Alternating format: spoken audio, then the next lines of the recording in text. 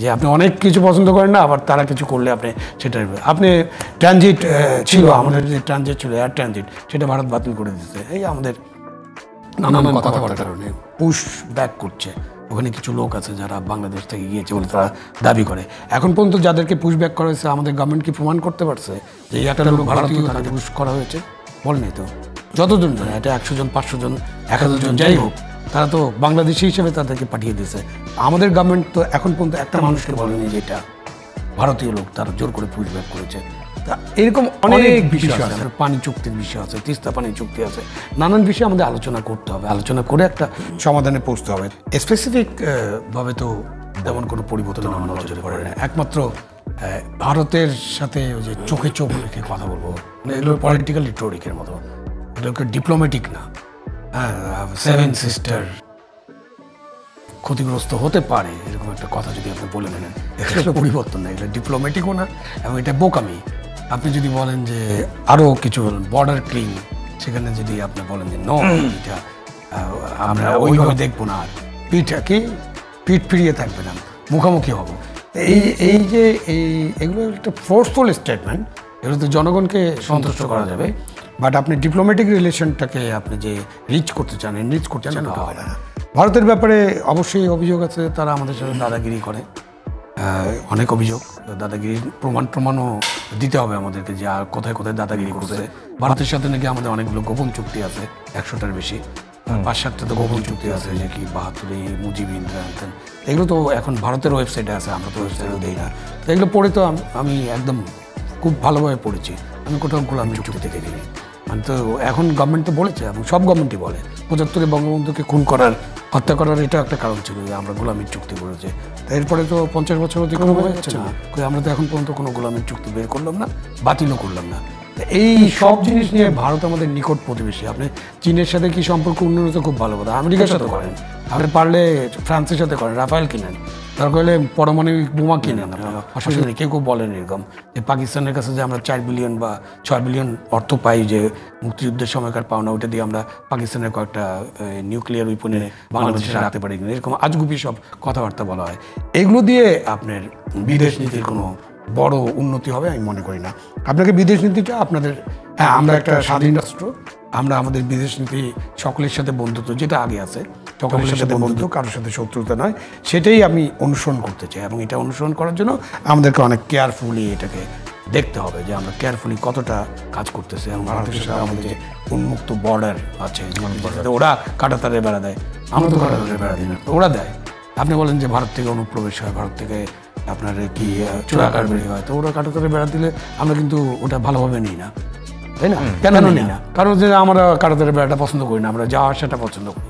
তো অনেক জিনিস আছে যে আপনি অনেক কিছু পছন্দ করেন না, আবার তারা কিছু করলে আপনি ট্রানজিট ছিল, আমাদের যে ট্রানজিট ছিল এয়ার ট্রানজিট, সেটা ভারত বাতিল করে দিচ্ছে। এই আমাদের নানান কথাবার্তার কারণে পুশ ব্যাক করছে। ওখানে কিছু লোক আছে যারা বাংলাদেশ থেকে গিয়েছে বলে তারা দাবি করে। এখন পর্যন্ত যাদেরকে পুশ ব্যাক করা হয়েছে, আমাদের গভর্নমেন্ট কি প্রমাণ করতে পারছে যে একটা লোক ভারতীয় তাকে পুশ করা হয়েছে? বলেনি তো। যতজন জানে, এটা 100 জন, 500 জন, 1000 জন, যাই হোক, তারা তো বাংলাদেশি হিসেবে তাদেরকে পাঠিয়ে দিয়েছে। আমাদের গভর্নমেন্ট তো এখন পর্যন্ত একটা মানুষকে বলেনি যে এটা ভারতীয় লোক, তারা জোর করে পুশ ব্যাক করেছে। তা এরকম অনেক বিষয় আছে, আপনার পানি চুক্তির বিষয় আছে, তিস্তা পানি চুক্তি আছে, নানান বিষয়ে আমাদের আলোচনা করতে হবে, আলোচনা করে একটা সমাধানে পৌঁছতে হবে। তো ওইটা আমাদের যে ফরেন অ্যাডভাইজার আছেন, তিনি তো প্রায় বলেন যে আমরা তো চিঠি লিখেছি, এটা করেছি, এবং ওনারা তো শেখ হাসিনাকে ফেরত দেবে না। শেখ হাসিনা যে একটা পেইন দুই দেশের জন্য, শেখ হাসিনা যেহেতু ওখানে আছেন, তাকে ফিরিয়ে আনার জন্য আপনি চিঠি দিচ্ছেন, আপনাকে ফিরিয়ে আনবেন, বিচার করবেন, তাহলে ইন্টারন্যাশনাল স্ট্যান্ডার্ডে তাহলে বিচার করতে হবে আপনাকে। ইন্টারন্যাশনাল স্ট্যান্ডার্ডটা কি? আপনি সুপিরিয়র রেসপন্সিবিলিটি, ইন্টারন্যাশনাল স্ট্যান্ডার্ডে এটা আসে না, আপনাকে প্রমাণ করতে হবে, তাই না? আপনি তারপরে অনুপস্থিতি দিচ্ছেন, ইনএবসেন্সিয়া, ইন্টারন্যাশনাল স্ট্যান্ডার্ডে আসবে না, কারণ আপনি আপনার উকিল দিতে পারছেন না, আপনি আপনার কথাটাও বলতে পারছেন না। আপনার উকিল নিয়োগ করছে, রাষ্ট্র উকিল দিয়ে তো তার উকিল হবে না, সে তো বলবে যে আমি তো উকিল দিতে পারিনি। এখন রাষ্ট্র যে উকিল দেবে, সেই উকিল তার উকিল না, এটা আমার রাইট। মানে আমি যদি অভিযুক্ত হয়ে থাকি, ইন্টারন্যাশনাল স্ট্যান্ডার্ডটা কি, বিচার প্রক্রিয়াটা কীভাবে হচ্ছে, নোটিশগুলো কীভাবে হচ্ছে, সেগুলো ঠিক মতো নোটিশ করা হচ্ছে কিনা। ইন্টারন্যাশনাল স্ট্যান্ডার্ড হচ্ছে আপনি মৃত্যুদণ্ড থাকবে না। আপনি তো ভারতের সাথে যদি আপনি শেখ হাসিনাকে যদি প্রত্যাপনে যান, তাহলে তো আপনি এই 5টা 7টা জিনিসকে আগে সলভ করতে হবে। এটা আপনি রিজলভ করতে চান কিনা। তাহলে আগে রিজলভ করেন, তারপরে আপনি ওই প্রত্যাবর্তনের বিষয়টা আলোচনা আসবে। তো এখন ধরেন যে এইসব নিয়ে তো অনেক বেশি গভীর আলোচনায় আমরা চলে যেতে পারবো না। এগুলো আমাদের অন্তর্বর্তীকালীন সরকারের একটা সুবিধা, কোনো দলীয় সরকার নয়, সুতরাং তার পক্ষে কিন্তু ডিপ্লোম্যাটিক রিলেশনসগুলো বিল্ড আপ করা সহজ। চীনের সাথে সম্পর্ক উন্নয়ন হলে আমাদের ব্যবসা বাণিজ্যের সম্পর্ক, চীনের সাথে সম্পর্কটা কিন্তু অন্য কোনো না। এখন চীন থেকে আপনি যুদ্ধ বিমান টিমান কিনতে পারেন, অসুবিধা নেই, টাকা থাকলে আপনি কিনবেন, কিন্তু এখন তো আমেরিকাতেও কিনতে হবে, কেন শুল্ক যে ইয়ারা আছে জরিমানা শুল্ক, সেটা থেকে যদি আমরা বের হতে চাই তাহলে আমরা অলরেডি 25টা ইয়ার বিমান অর্ডার করেছি। এই 25টা বিমান তো আগামী 10 বছর লাগবে। সুতরাং নেক্সট গভর্নমেন্ট এসে এটা রাখবে কিনা এটাও তো চিন্তা করতে হবে, আপনার কাছে টাকা আছে কিনা এটাও চিন্তা করতে হবে। তো আপনি এখন গম কেনার ব্যাপারে যেটা বলা হচ্ছে যে আগে গম ফ্রি পাওয়া যেত, এখন আপনি গম কিনছেন। এবং সবচেয়ে মজার জিনিস যেটা ঘটতেছে এই সরকারের সময়, ওনাদের অনেক সফলতা আছে, এটাও একটা সফলতা, যেখানেই যে বাণিজ্য হচ্ছে সেটা কোনো না কোনোভাবে সরকারের যারা আছেন তাদের সাথে যুক্ত হয়ে যাচ্ছে। যেমন ধরেন যে আপনি জাপানে গেলেন, নার্স পাঠাবেন, একটা নার্সিং ইনস্টিটিউটের আপনি লাইসেন্স হয়ে গেল কারণ নামে, গ্রামীণ একটা বিশ্ববিদ্যালয় করে ফেললেন। আপনি একটা যে মালয়েশিয়াতে লোক পাঠানো হবে এটা যখন আলোচনা হচ্ছে তখন আপনি ম্যান পাওয়ার লাইসেন্স করে ফেললেন। হ্যাঁ, আপনি যখন আমেরিকায় গম কেনার কথা হচ্ছে অলরেডি মানে আলোচনাই শেষ হয়নি, তার মধ্যে কিন্তু চুক্তি সাইন হয়ে গেছে প্রায় 2 লাখ 3 লাখ টনের। তার মানে সামবডি ওয়াজ রেডি যে আলোচনা হবে, সাথে সাথে আমরা এই নাকি এমন আগে থেকেই তারা রেডি দেন আলোচনা। হ্যাঁ, এটাও হতে পারে। আমি যদি ধরে নিই, আমি যদি ইন গুড ফেথ ধরে নিই যে আলোচনা হচ্ছে, তার মানে কেউ না কেউ রেডি আছে। এবং কারা রেডি থাকতে পারে? যারা গভর্নমেন্টের সাথে কানেক্টেড, যারা ওখানে বসেই আছে এটা করার জন্য। তো এইগুলোর তো একটা, এগুলো নিয়েও আলোচনা হতে পারে। এখন সরকারের নানান বিষয়ে কিন্তু আলোচনা আসবে। সরকার যতই ক্ষমতায় থাকবে ততদিন তো আপনার সরকারের নানান কাজ নিয়ে আলোচনা হবে, সমালোচনা হবে। সেটা নিয়ে সামনের দিকে এগিয়ে যাওয়া আসল উদ্দেশ্যটা, মূল লক্ষ্য হলো একটা উদার গণতান্ত্রিক মানবিক বাংলাদেশ করা, ক্লিয়ার কাট। এখন প্রিন্স ভাইরা তো সমাজতন্ত্র করতে চান, কমিউনিজমও করতে চান, এক সময় হয়তো হবে, এটা ওনাদের আন্দোলন চলতে থাকবে। বাট এখন তো ওনারাও সবাই, সমস্ত রাজনৈতিক দল যারা গণতন্ত্রে বিশ্বাস করে, কেন গণতন্ত্রের একমাত্র ফ্যাসিবাদের উল্টা পৃষ্ঠায় আমি যদি দেখি সেটা হলো গণতন্ত্র, নির্বাচন, ভালো নির্বাচন। আপনি একটা উদার গণতান্ত্রিক মানবিক বাংলাদেশ করার জন্য যা যা প্রয়োজন সেই সব পথে আমাদেরকে হাঁটতে হবে। আপনার যে পুলিশ বাহিনীর কথা আমি বলছিলাম যে এটা মেডিকুলাস ডিজাইন বলছে, এটা মেডিকুলাস ডিজাইন তো অনেকেই বলছে, এটা তো আমি নতুন করে জানি না, এটা আমাদের প্রধান উপদেষ্টা যখন বলেছেন বা কেউ বলেছেন তখন জানতে পারলাম। এই যে পুলিশ বাহিনীকে সারা দেশে নিষ্ক্রিয় করে ফেলা, পার্ট অফ মেডিকুলাস ডিজাইন কিন্তু হতে পারে। এটা নিয়ে আরো গভীরভাবে এটা তদন্ত করা। আসলে কি পুলিশ বাহিনীকে যেভাবে ফেসিবাদী মানে আওয়ামী লীগ সরকারকে বলা হচ্ছে যে তারা পুলিশ বাহিনীকে দলীয়ভাবে ব্যবহার করছে, কিন্তু এই ইয়ারের মধ্যে কিন্তু সরকারের পক্ষ থেকে এটা দেওয়া হচ্ছে যে এই আন্দোলনের মধ্যে পুলিশ মারা গেছে 44 জন, 5 আগস্টের পর সর্বোচ্চ 25 জন। এই 44 আর 25 কিন্তু বেশিরভাগ পালিয়ে গেছে। রেকর্ড কোথায়? আমি সরকারের যে কোনো কথা বিশ্বাস করতে রাজি আছি, আপনি রেকর্ড দেন। এই যে বেশিরভাগ পালিয়ে গেছে, আপনি তো প্রত্যেক পুলিশ তো ভাই রাস্তায় ঘোরা লোকজন না। আমার কাছে হয়তো রাস্তায় বস্তিতে বসবাস করে, ফুটপাতে শুয়ে থাকে অনেক লোককে খুঁজে পাওয়া যায়। যেমন আজকে 6টা লাশ তাদের পরিচয় হবে আজকে আঞ্জুমানে মফিজুল ইসলামের কাছে হস্তান্তর করা হলো, যে সেই সময় আন্দোলনে যারা শহীদ হয়েছিলেন। তাহলে পুলিশ তো এরকম না, পুলিশ তো প্রত্যেকটা অ্যাকাউন্টেড ফর, তার একটা থানা আছে অথবা তার একটা ব্যারাক আছে যেখানে সে থাকার কথা। ওখানে না থাকলে আপনি তো প্রথম মাসের মধ্যে আমাদেরকে চিত্র দিয়ে দিতে পারতেন, এতজন পুলিশ, তার মধ্যে এতজন মারা গেছে, এতজন পালিয়ে গেছে, নাম ঠিকানা সহ, গ্রামের বাড়ি সহ। এবং এটা তো ডিজার্শন, এবং তাদের ডিজার্শনের অভিযোগে আপনি মামলা করবেন। পুলিশ বাহিনী দেখে যদি 1 মাস 2 মাস কেউ পালিয়ে যেয়ে থাকে তাহলে সঙ্গে সঙ্গে ডিজার্শনের জন্য মামলা করবেন, নিয়ম তো আছে, এবং মামলা করে আপনি সামনে যাবেন। আপনি তার মধ্যে কি করা আছে? সেনাবাহিনীকে বিতর্কিত করার দারুণ অপচেষ্টা আমরা লক্ষ্য করেছি। আপনি তো পুলিশ বাহিনীকে একেবারে নিষ্ক্রিয় করে ফেললেন, আর সেনাবাহিনীর যখন সাহায্য চাইলেন, তাদেরকে ম্যাজিস্ট্রিয়াল পাওয়ার দিয়ে যখন মাঠে আনলেন, তখন আমরা কি দেখেছি? আপনি এই আন্দোলনের সাথে যুক্ত বলে দাবি করেন এবং ছিলেনও তারা, এই ফেসগুলোকে আমরা চিনি, তারা নানান কথা বলে সেনাবাহিনী প্রধান সহ হোল সেনাবাহিনীকে বিতর্কিত করে ফেলার চেষ্টা করছে। মানে এখন অবস্থা হচ্ছে যে বাংলাদেশের সেনাবাহিনী, বাংলাদেশের বিজিবি, বাংলাদেশের আনসার, বাংলাদেশের পুলিশ, বাংলাদেশের যারা গণকর্মচারী আছে, সিভিল, জুডিশিয়ারি, সবই নাকি ফেসিবাদের দর্শন। আপনি সবারই বাদ দিয়ে দেন, তাহলে থাকবে কি?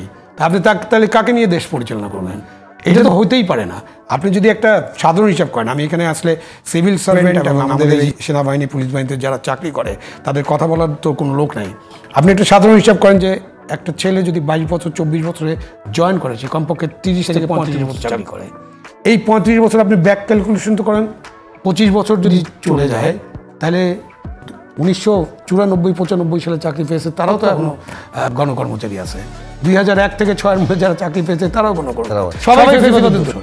আর আপনার একটা ট্যাগ যেই কিছু বলবেন, আপনি যখন নির্বাচনের কথা বললেও তো ফেসিবাদের দোষর। এখন ইউনূস সাহেব কখন ফেসিবাদের দোষর হয়ে যায় আমি জানি না, যেহেতু উনি নির্বাচনের কথা বলছেন।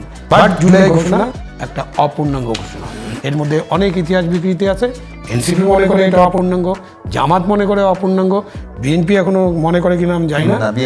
বিএনপি এখনো মনে করেনি, বাট তারা ভালো মন্দ পড়তে হবে, পড়লেই তারা বুঝবেন যে কোথায় অপূর্ণাঙ্গ আছে। হ্যাঁ, সুতরাং তারা জানেন কোথায় অপূর্ণাঙ্গ আছে। এবং 3 স্টেপ জাম্পের মতো আপনি একবার 71 গেলেন, 71 থেকে ডাইরেক্ট 77 চলে আসলেন। মানে মাঝখানে যে অনেক কিছু ঘটে গেছে ইতিহাস, আপনি যদি ইতিহাস লেখেন ইতিহাস ঠিক মতো লেখেন, অথবা লেখেন না, শুধু 24-এরটাই লেখেন। 24-এর ধন্যবাদ শহীদ ভাই।